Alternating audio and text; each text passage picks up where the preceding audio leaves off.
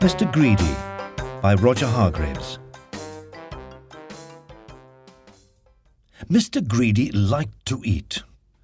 In fact, Mr. Greedy loved to eat. And the more he ate, the fatter he became. And the trouble was, the fatter he became, the more hungry he became.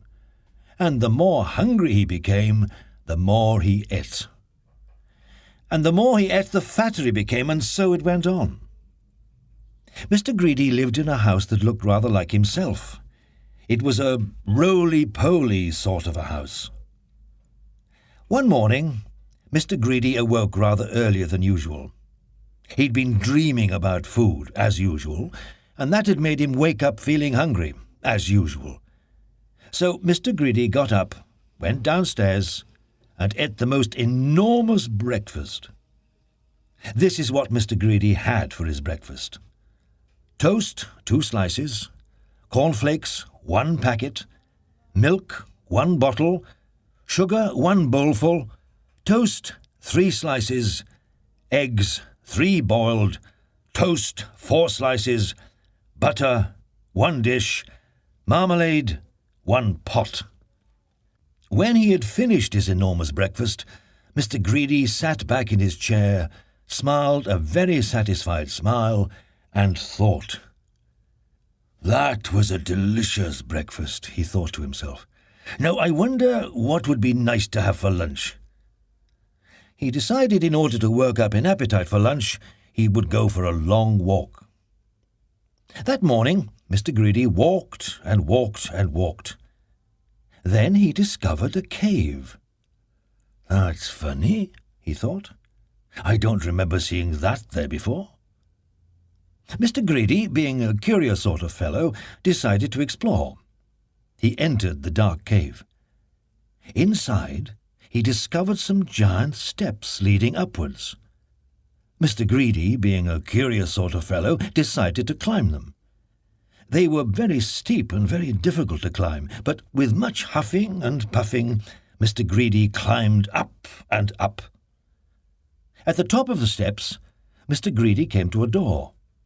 It was, without doubt, the biggest door that Mr. Greedy had ever seen, and it wasn't quite shut. Mr. Greedy, being a curious sort of fellow, decided to see what was on the other side of that door.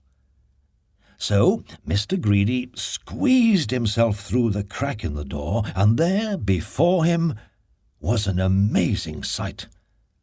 The biggest room in the world.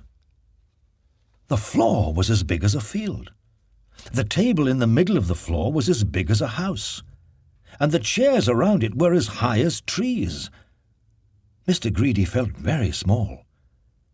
Then he sniffed.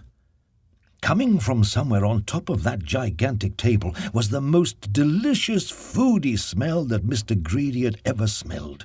Mr. Greedy sniffed again, and then decided that he must get onto that table, so he began to climb up the leg of the enormous chair.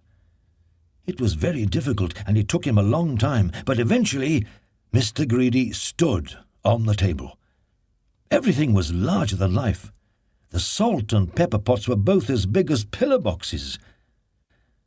There was a bowl of fruit on the table, and Mr. Greedy tried to lift one of the oranges. And Mr. Greedy, being Mr. Greedy, took a bite out of one of the apples there. Then he looked around. Over on the other side of the table stood the source of that delicious smell.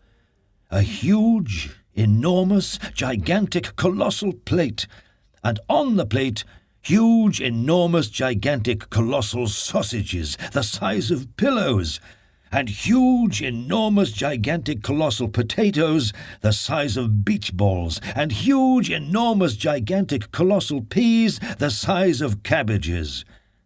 Mr. Greedy hurried across the table towards the plate, and, being Mr. Greedy, began to eat. Suddenly a shadow fell across the plate, and Mr. Greedy found himself being picked up by a giant hand and looking into the eyes of a real, live giant. "And who," thundered the giant, "are you?" Mr. Greedy was so frightened that he could only just manage to squeak his name. "Mr. Greedy," he squeaked. The giant laughed a laugh as loud as thunder. "Greedy